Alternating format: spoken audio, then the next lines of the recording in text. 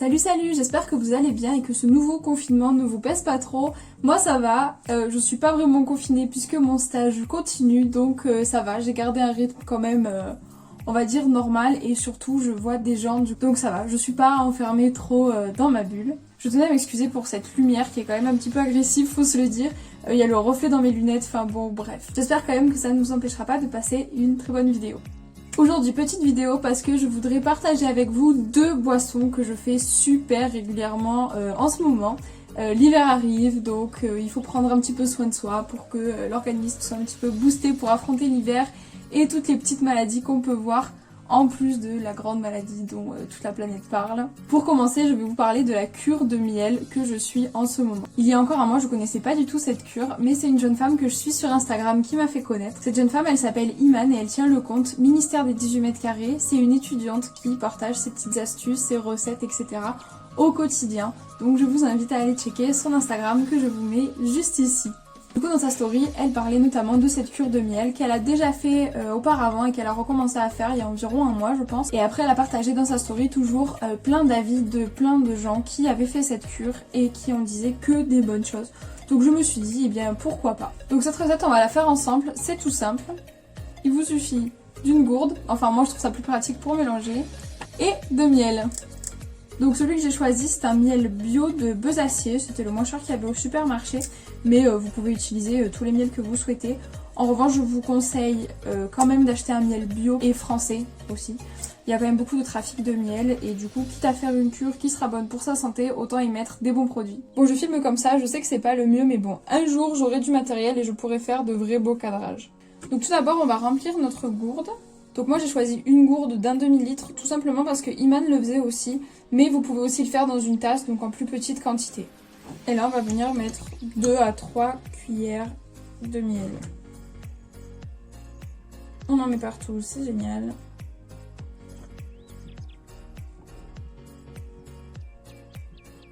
Et là on va tout simplement venir secouer jusqu'à ce qu'il y ait plus de miel au fond. Donc voilà, on a notre boisson, donc c'est plutôt jaune. J'avais fait le choix de ne pas remplir la gourde jusqu'en haut pour qu'il y ait tout simplement un peu de marge pour pouvoir bien remuer. Du coup, cette préparation, vous pouvez la faire avec de l'eau froide ou de l'eau tiède, avec le miel que vous voulez. Il disait une cuillère à soupe pour une tasse. Donc moi j'ai mis 2 ou 3 parce que c'est un format plus grand tout simplement. C'est à boire le matin à jeun, comme ça l'organisme l'absorbe beaucoup plus rapidement. Et à boire en une seule fois, ou 2 à la limite, mais faut le boire dans un laps de temps assez court. C'est pas par petites gorgées une fois de temps en temps. Donc moi je l'avais déjà fait ce matin, mais en fait j'ai vu que vous pouvez aussi le faire le soir, parce que oui j'ai un petit peu préparé ma vidéo quand même. J'ai vu qu'on peut le faire aussi le soir avant de dormir. Bon perso c'est pas quelque chose qui me conviendrait, sinon je vais me lever toute la nuit pour aller pisser. Mais là je vais le boire quand même. Ce qui est recommandé, c'est de le faire juste avant de le boire. Après, il y a des matins où pour moi c'est un petit peu compliqué de boire un demi-litre d'un coup. Donc ce que je fais, c'est que je le prépare, j'en bois la moitié, je vais au stage et je le finis.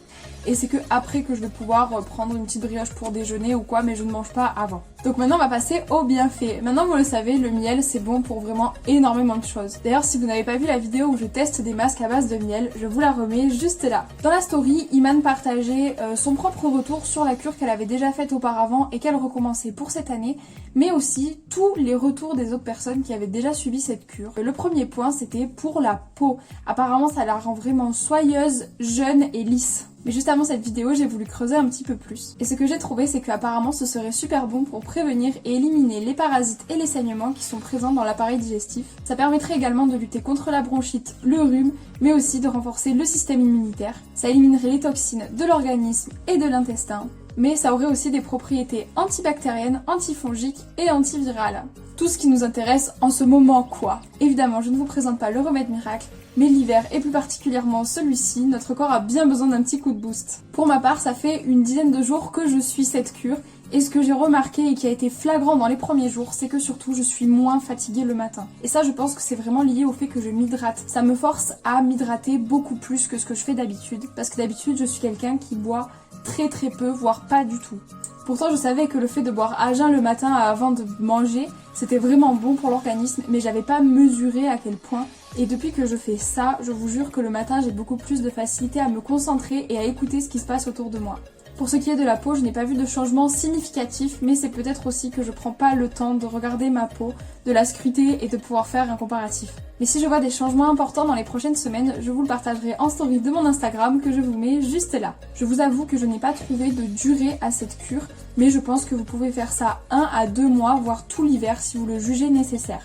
Je vous laisse me dire en commentaire si vous avez déjà fait cette cure, si vous appréciez ou pas, si vous avez des informations complémentaires à fournir ou si juste vous allez l'essayer. Maintenant on va passer à la deuxième boisson, qui est quelque chose d'un peu plus cosy, un peu plus agréable en ces temps où il commence à faire froid. Et ce n'est rien d'autre que le chocolat chaud. Personnellement je fais une petite recette qui est un peu plus gourmande à mon goût que du chocolat chaud classique avec du Nesquik et du lait. Après je sais très bien que je n'ai rien inventé, mais je vais vous montrer. Alors pour cette recette vous avez besoin d'une tasse, tout simplement, une cuillère, du lait. Bon, je suis désolée, il y a sûrement un faux raccord, mais entre temps, il y a un collègue qui est venu à la maison, du coup, je reprends la vidéo que plus tard. Donc, il y a forcément des petites choses qui auront changé, je suis désolée.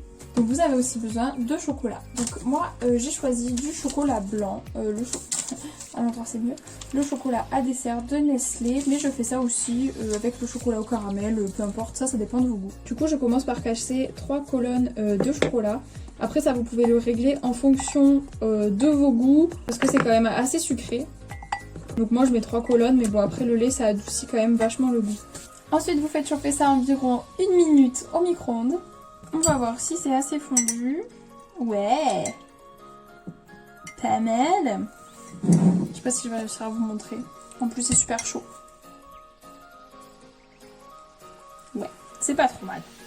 Donc je touille un peu, comme ça continue de fondre un peu. Mais après si tout n'est pas fondu à la perfection, c'est pas grave du tout. Ensuite on va venir rajouter un peu de lait. La quantité que vous voulez, moi j'en ai mis jusqu'à à peu près là de la tasse. Et je mélange.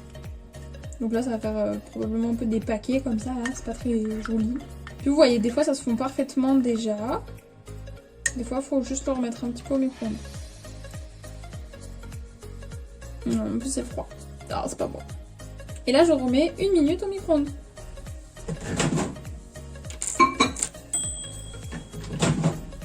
Et voilà, donc là, il vient de sortir du micro-ondes. Donc, je mélange à nouveau. Donc là, tout me semble super fondu. Si jamais c'est trop chaud, vous pouvez rajouter du lait froid. Vous pouvez goûter et si c'est trop sucré, vous pouvez encore rajouter du lait froid aussi. Donc voilà, je vous montre un petit peu ce que ça donne. Et là, vous avez votre chocolat chaud au chocolat blanc. On va goûter, voir si c'est pas trop sucré. À mon avis, c'est chaud.